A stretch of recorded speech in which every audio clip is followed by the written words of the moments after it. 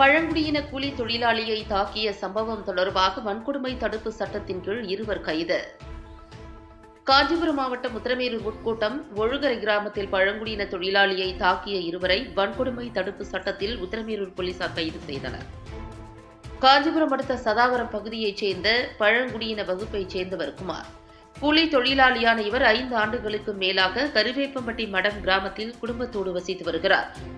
ஒழுகரை கிராமத்தில் உள்ள பழனி என்பவருக்கு சொந்தமான செங்கல் சூளையில் வேலை செய்து வருகிறார். இந்நிலையில் நேற்று குமார் வழக்கம் போல செங்கல் சூளைக்கு வேலைக்கு சென்றார்.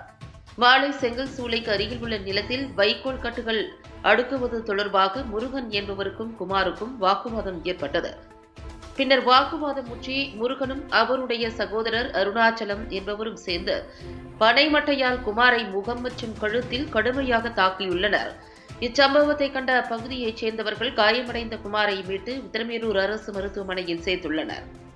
இதுகுறித்த புகாரை அடுத்து சம்பவ இடத்தில் விசாரணை மேற்கொண்ட உத்திரமேரூர் இன்ஸ்பெக்டர் ஜெயவேல் தலைமையிலான போலீசார் தாக்குதல் சம்பவத்தில் ஈடுபட்ட முருகன் மற்றும் அருணாச்சலம் ஆகிய இருவரையும் வன்கொடுமை தடுப்பு சட்டத்தின் கீழ் கைது செய்து வேலூர் மத்திய சிறையில் அடைத்தனர்.